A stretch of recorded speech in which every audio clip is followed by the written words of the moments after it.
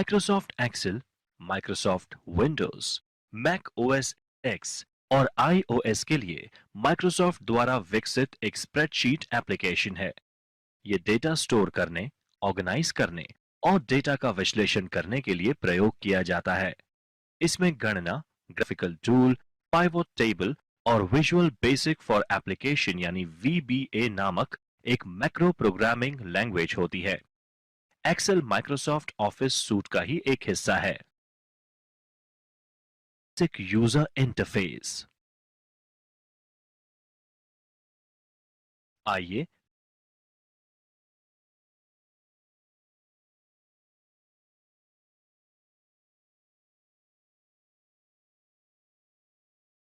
पहले Microsoft Excel 2010 के basic user interface को समझते हैं। Microsoft Excel 2010 interface Microsoft Word 2010 के जैसा ही है, जिसमें कस्टमाइज किए जा सकने वाले टैब, कमांड ग्रुप होते हैं। एक्सेल 2010 में आप कस्टम टैब और ग्रुप बना सकते हैं और पहले से निर्मित टैब और ग्रुप का क्रम बदल सकते हैं। फर्क सिर्फ इतना है कि एक्सेल में कुछ अतिरिक्त टैब और कमांड ग्रुप होते हैं जो स्प्रेडशीट में गणना के लिए उपयोगी होते हैं। Backstage view.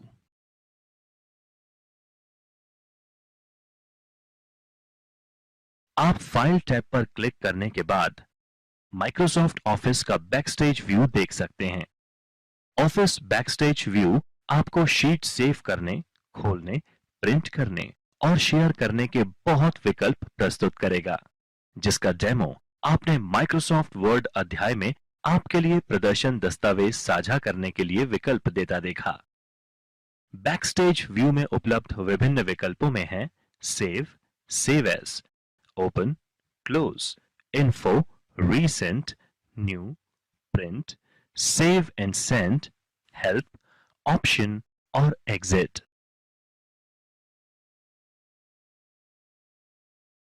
एक नया वर्कशीट बनाना। एक नई वर्कशीट बनाना।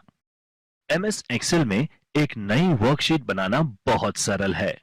जैसा कि पहले बताया गया है, डिफॉल्ट रूप से प्रत्येक नए एक्सेल वर्कबुक में 3 वर्कशीट होती हैं। शीट 1, शीट 2 और शीट 3 नाम से 3 टैब एक्सेल वर्कबुक में नीचे दिखाई देते हैं, जो अलग-अलग वर्कशीट दर्शाती है। एक नई वर्कशीट जोड़ने के लिए बस शीट 3 टैब के आगे दिए गए टैब पर क्लिक करें। आप वर्कशीट को राइट क्लिक कर रीनेम का प्रयोग कर नाम भी परिवर्तित कर सकते हैं। इसी तरह वर्कशीट को डिलीट किया जा सकता है, कॉपी किया जा सकता है या उसी वर्कबुक अथवा नई वर्कबुक में एक नई पोजीशन पर ले जाया जा सकता है। 2 या 2 से अधिक वर्कशीट को ग्रुप भी किया जा सकता है। अगर आप चाहते हैं कि एक वर्कशीट में किया गया परिवर्तन एक से अधिक वर्कशीट में रिफ्लेक्ट हो।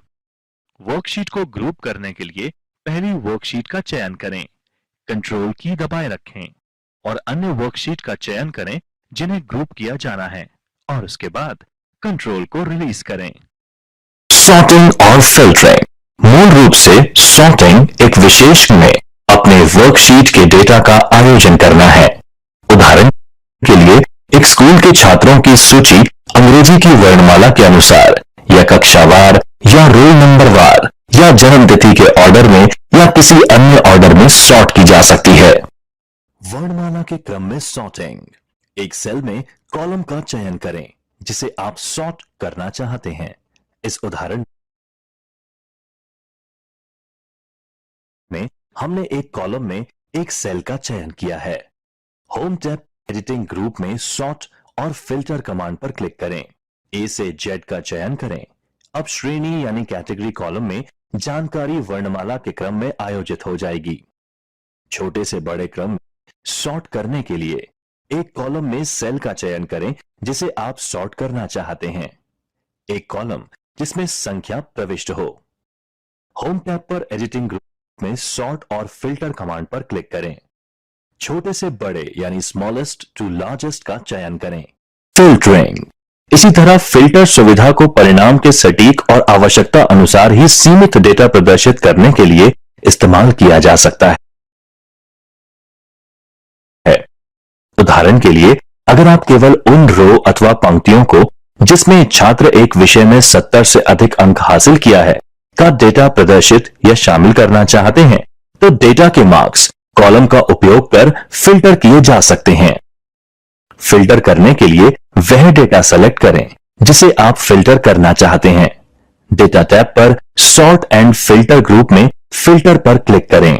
डेटा टैब पर सॉर्ट और फिल्टर ग्रुप में कॉलम हेडर में फिल्टर ड्रॉप डाउन तीर पर क्लिक करें, जिससे एक सूची प्रदर्शित होगी जिसमें आप फिल्टर विकल्प तय कर सकते हैं।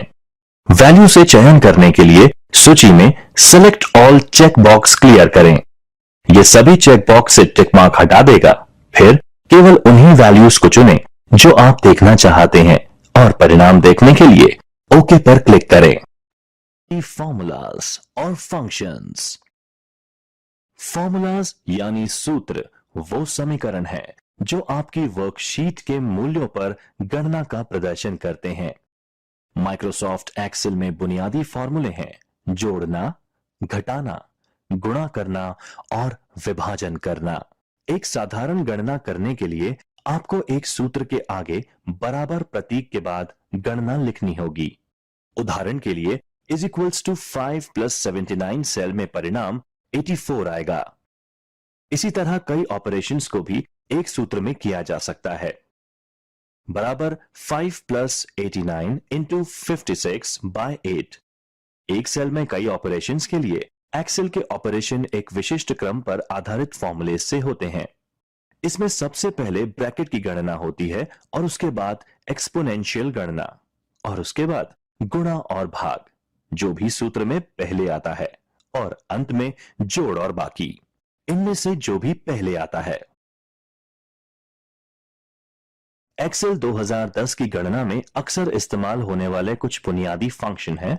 सम, यह फंक्शन आर्गुमेंट में सभी सेल्स के मूल्यों को जोड़ने का काम करता है। एवरेज, यह फंक्शन आर्गुमेंट में सभी सेल्स के मूल्यों का औसत निकालने का काम करता है। काउंट, एक दिए गए सेल रेंज में आइटम की संख्या गिनता है। काउंटिफ, यह दिए गए सेल रेंज में वस्तुओं की संख्या गिनता है अगर वह एक मानदंड के उल्लेख को पूरा करते हैं। मैक्सिमम, यह आर्गुमेंट में उपस्थित सभी सेल्स के मूल्यों में से अधिकतम को मान देता है। मिनिमम, यह आर्गुमेंट में उपस्थित सभी सेल्स के मूल्यों में से न्यूनतम को मान देता है। कॉन्केटनेट, 2 या 2 से अधिक टेक्स्ट की स्ट्रिंग्स को जोड़ता है। लेफ्ट, एक स्ट्रिंग के बाईं ओर से शुरू करते हुए कितने अक्षर यानी कैरेक्टर्स हैं इसकी संख्या बताता है। राइट, एक स्ट्रिंग के दाईं ओर से शुरू करते हुए कितने अक्षर यानी कैरेक्टर्स हैं उनकी संख्या बताता है। लेन, टेक्स्ट स्ट्रिंग की लंबाई को बताता है। ट्रिम, एक टेक्स्ट की शुरुआत और अंत में उपस्थित रिक्त स्थान को निकालता है। लोअर, किसी टेक्स्ट स्ट्रिंग के सभी कैरेक्टर्स को लोअर केस में बदलता है। अपर, किसी टेक्स्ट स्ट्रिंग के सभी कैरेक्टर्स को अपर केस में बदलता है। व्यूकअप, टेबल के पहले कॉलम में उपलब्ध मूल्य को दूसरी कॉलम में ढूंढकर उसके सामने की वैल्यू को ढूंढता है। यह विभिन्न वर्कशीट्स और वर्कबुक में भी हो सकता है। राउंड, दी गई संख्या तक एक नंबर को पूर्णांक बनाता है। राउंड डाउन, दी गई संख्या तक शून्य की ओर नंबर को पूर्णांक बनाता है। राउंड अप, दी गई संख्या तक शून्य से 2 नंबरों को पूर्णांक बनाता है। चार्ट, माइक्रोसॉफ्ट एक्सेल में चार्ट द्वारा डेटा का चित्रमय या ग्राफिकल प्रदर्शन किया जाता है। चार्ट की सहायता से आपके श्रोता आपकी प्रेजेंटेशन में संख्याओं के पीछे छिपे अर्थ को आसानी से समझ सकते हैं तथा तुलना और रुझान को दिखाना बहुत आसान हो जाता है। एक चार्ट में कई एलिमेंट या तत्व होते हैं, जिसमें से कुछ डिफॉल्ट रूप से प्रदर्शित होते हैं, जबकि दूसरों को आवश्यकता के अनुसार जोड़ा जा सकता है। आप भी प्रदर्शन बदलने के लिए विभिन्न चार्ट तत्वों को हटा या जोड़ सकते हैं। एक चार्ट में बहुत से एलिमेंट्स होते हैं। आप चार्ट एलिमेंट को दूसरी जगह स्थानांतरित कर या रिसाइज कर या फॉर्मेट बदलकर उसका प्रदर्शन बदल सकते हैं। कुछ चार्ट एलिमेंट्स को हटाया भी जा सकता है अगर आप उन्हें दिखाना नहीं चाहते। आइए चार्ट के विभिन्न एलिमेंट्स के बारे में जानते हैं। Chart title. टाइटल चार्ट के बारे में विवरण प्रदर्शित करता है। Chart area, plot area, vertical axis या वैल्यू एक्सिस। वैल्यू एक्सिस संख्यात्मक पैमाना है जो डेटा पॉइंट वैल्यू को दिखाता है। एक बार चार्ट में हॉरिजॉन्टल एक्सिस ही वैल्यू एक्सिस होती है। हॉरिजॉन्टल एक्सिस या कैटेगरी एक्सिस, ये वह लाइन है जहां बहुत सी डेटा सीरीज व्यवस्थित की जाती है। यह चार्ट का हॉरिजॉन्टल भाग है। बार चार्ट वर्टिकल एक्सिस ही कैटेगरी एक्सिस कहलाती है। लेजेंड। चार्ट पर प्रत्येक डेटा सीरीज किस कलर में प्रदर्शित होगी, यह लेजेंड द्वारा निर्णय लिया जाता है। जटिल चार्ट्स के लिए यह एक महत्वपूर्ण घटक तत्व है। डेटा पॉइंट्स, हॉरिजॉन्टल बार यानी क्षैतिज बार, लाइंस, कॉलम और अन्य डेटा मार्कर। डेटा सीरीज, एक वर्कशीट में रो या कॉलम से संबंधित डेटा पॉइंट को एक साथ डेटा सीरीज में ग्रुप किया जाता है। डेटा सीरीज में चार्ट के सभी संबंधित डेटा पॉइंट होते हैं। अगर चार्ट में एकाधिक डेटा सीरीज होती है तो उनके कलर और स्टाइल अलग अलग रहते हैं। डेटा लेबल्स, डेटा पॉइंट की वास्तविक वैल्यू डेटा लेबल्स कहलाती है। ग्रिड लाइंस, प्लॉट एरिया में दिखाई देने वाली हॉरिजॉन्टल लाइन ग्रिड लाइंस कहलाती हैं। नया चार्ट बनाना। कॉलम और बार चार्ट की तरह अधिकांश चार्ट के लिए आप एक वर्कशीट पर रो या कॉलम में व्यवस्थित डेटा से चार्ट प्लॉट कर सकते हैं। हालांकि कुछ प्रकार के चार्ट्स जैसे पाई चार्ट और बबल चार्ट में एक विशिष्ट डेटा व्यवस्था की आवश्यकता होती है। वर्कशीट पर वह डेटा अरेंज कर लें जो आप चार्ट पर प्लॉट करना चाहते हैं। एक्सेल अपने आप यह पता लगा लेता है कि आपके डेटा को चार्ट में प्लॉट करने का सबसे अच्छा तरीका कौन सा है। उन सेल का चयन करें जिसमें वह डेटा है जो आप चार्ट बनाने के लिए काम में लेना चाहते हैं।